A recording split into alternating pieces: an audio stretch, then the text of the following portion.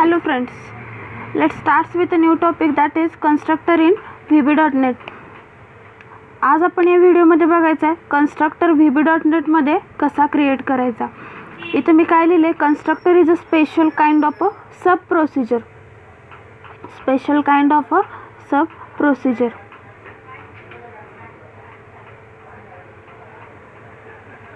Okay, तर आपल्याला माहिती आहे फ्रेंड्स, तुम्हाला माहिती असेल सब प्रोसिजर म्हणजे काय असतं किंवा VB.NET मध्ये सब प्रोसिजर कशी क्रिएट करायची असते. तर सब प्रोसिजर म्हणजे काय असतं,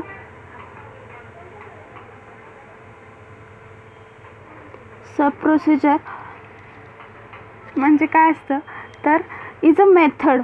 सब procedure is a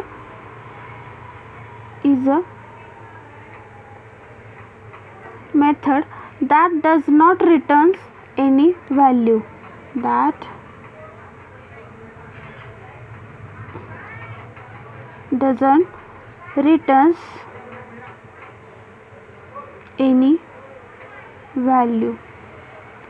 It does not returns any value म्हणजे काय, एखादा फंक्शन असेल, तुम्ही सी वगैरे ते सी लँग्वेज अदर लँग्वेजेस शिकलेला आहात, त्याच्यामध्ये फंक्शन्स तुम्ही क्रिएट ज्यावेळी करत असता, सपोज जर फंक्शनचं रिटर्न टाईप तुम्ही जर इंटिजर जर यूज करत असाल तर तुम्ही at the last of function किंवा एंडिंगला काय करत असता, इंटिजर टाईपची एखादी व्हॅल्यू रिटर्न करत असता. तुम्ही असं लिहिता बघा, रिटर्न 0. तर तेच काय लिहिलं आहे, सब procedure is a kind of a method which does not returns any value. Method जर यूज करत असाल तर मेथडला इट रिटर्न्स व्हॅल्यू, पण सब प्रोसिजरला आपण एखादी कोणतीही व्हॅल्यू रिटर्न करू शकत नाही. सब प्रोसिजर काय आहे,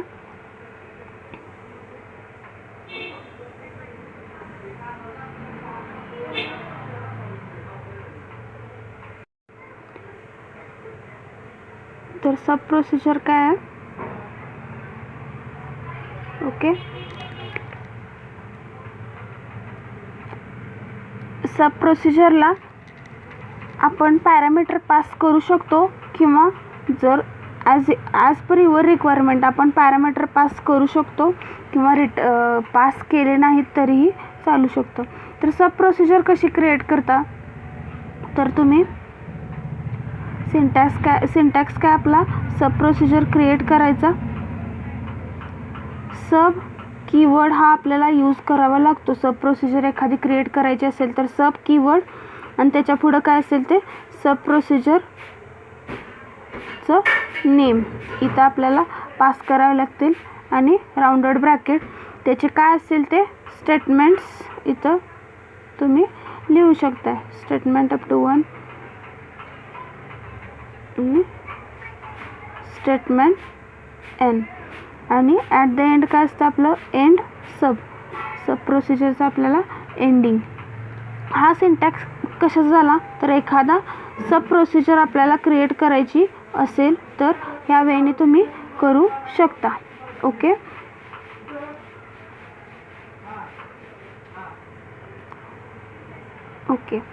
तर नेक्स्ट पॉईंट काय लिहिलं आहे मी, a class constructor is a special member of that class that is executed whenever we create a new object of a class. म्हणजे काय सांगितलं, क्लास कन्स्ट्रक्टर हा काय स्पेशल मेंबर आहे क्लासचा. म्हणजे का, तर ज्यावेळी तुम्ही एखादं कन्स्ट्रक्टर यूज करत असता VB.NET मध्ये, त्यावेळी काय होतं, तो जो कन्स्ट्रक्टर क्रिएट केलेला असतो तो एक्झिक्यूट कधी होत असतो, तर ज्यावेळी तुम्ही क्लासचा एखादा न्यू इन्स्टन्स किंवा न्यू ऑब्जेक्ट क्रिएट करत असतात त्यावेळी काय होतं, आपला कन्स्ट्रक्टर एक्झिक्यूट होत असतो. ओके, नेक्स्ट पॉईंट काय आहे, these are the few properties of our constructor in VB.NET. Okay, it has name new. म्हणजे काय, एखादा कन्स्ट्रक्टर जर तुम्हाला याच्यामध्ये कशात तर VB.NET मध्ये क्रिएट करायचं असेल तर न्यू कीवर्ड हा यूज केला जातो. आणि मी इथं पहिल्यांदाच सांगितले की is a special kind of a sub procedure.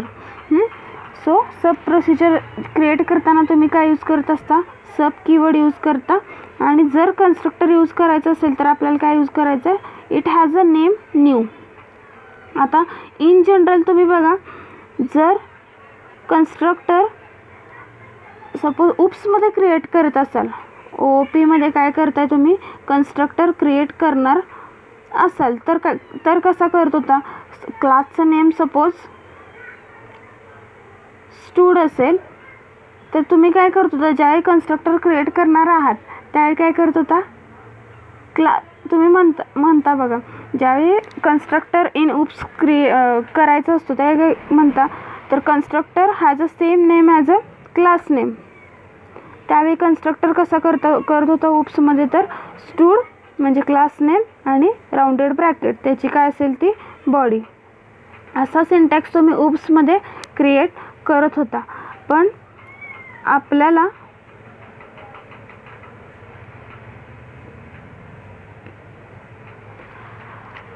इथे VB.NETमध्ये तसं नाही आहे बघा. It does not have name same as a class name.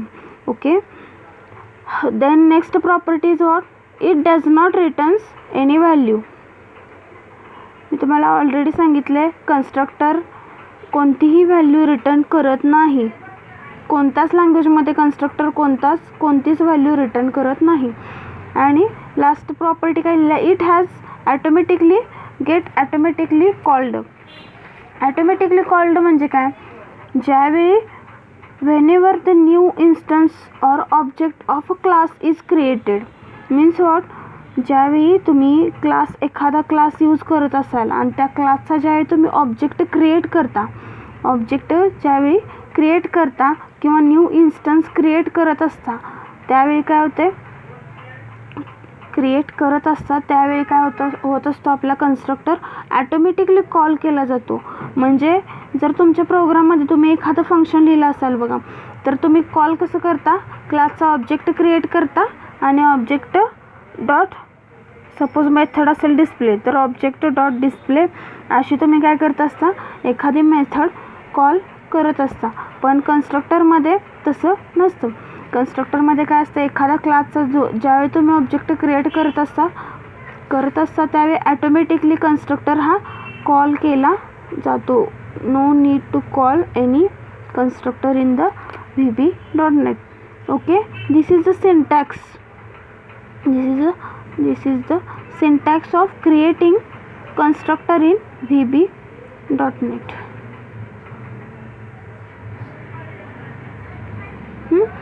काय यूज केले, न्यू सब कीवर्ड यूज केला आहे आणि कन्स्ट्रक्टर कशाने क्रिएट करतो आपण, न्यू कीवर्ड यूज करतो. राऊंडेड ब्रॅकेट आणि काय असतील ते तुमचे number of statements at the end sub प्रोसिजरचा हा एंडिंग. हा सिम्पल सिंटॅक्स आहे, लक्षात ठेवा. आता ह्याच्यानंतर मी एक तुम्हाला एक्झाम्पल दाखवणार आहे.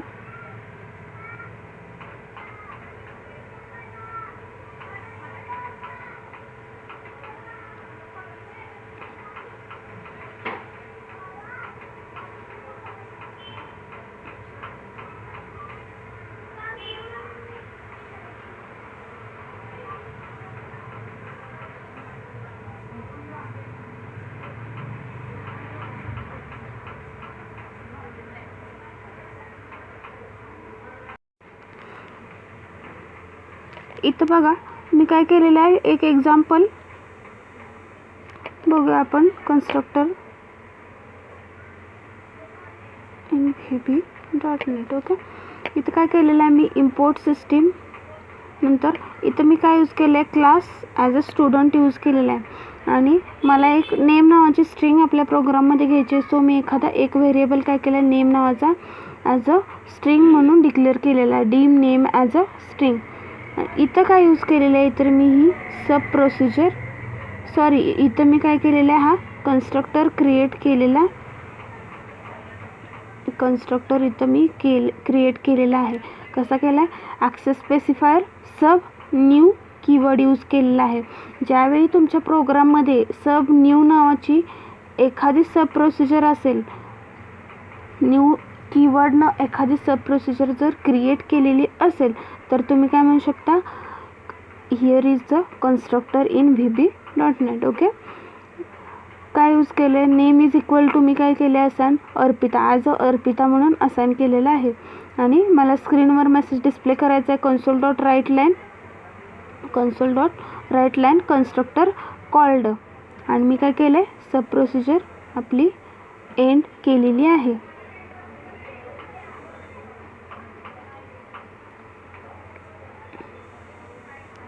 नेक्स्ट काय, तर मी आपल्या प्रोग्राममध्ये एक सब प्रोसिजर यूज केलेलं आहे ज्याचं की नाव आहे डिस्प्ले.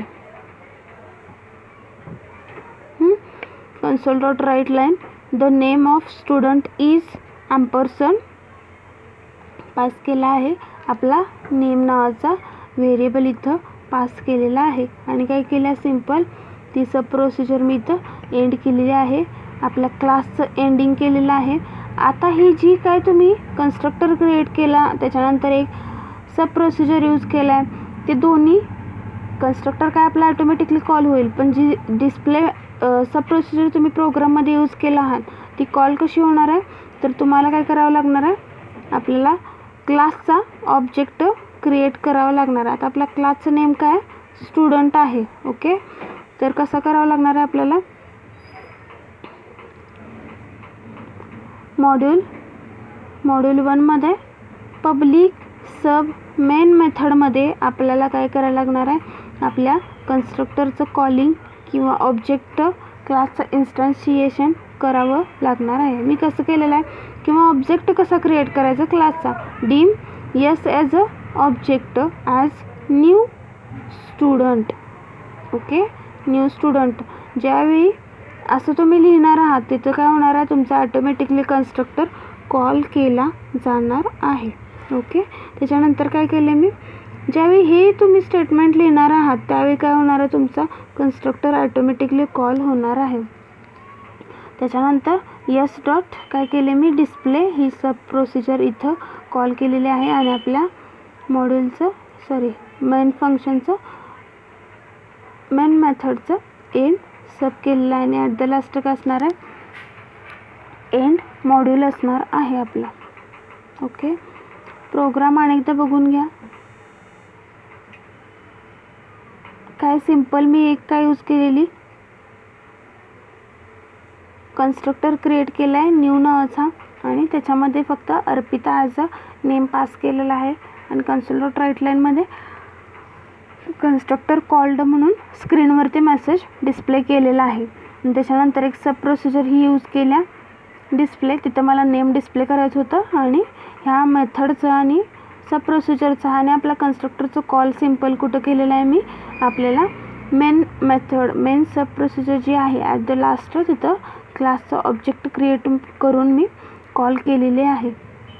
आता ह्या जो काय आपण प्रोग्राम बघितला ह्याचा आउटपुट काय येणार आहे, तर फर्स्ट आपला काय होईल, कन्स्ट्रक्टर कॉल केला जाईल. म्हणजे काय, डीम एस हा ऑब्जेक्ट ज्यावेळी क्रिएट होणार आहे त्यावेळी काय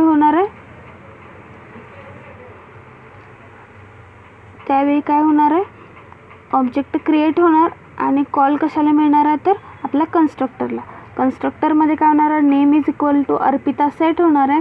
आणि console.writeLine मध्ये काय होणार आहे, constructor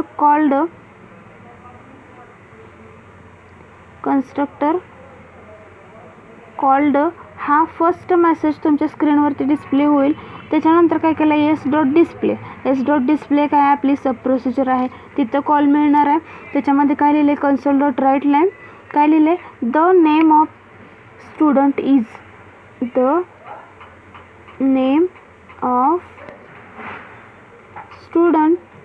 is colon ampersand name pass केले बघा व्हेरिएबल इथं. आणि नेम आपण सब कन्स्ट्रक्टरमध्ये काय असाइन केले, as a Arpita. So this is the output of our program. Okay friends, बघा पॉईंट समजले असतील तर नक्कीच लाईक, शेअर आणि सबस्क्राईब करायला विसरू नका. आणि काही क्युरीज असतील तर मला कमेंट करायला विसरू नका. थँक्यू.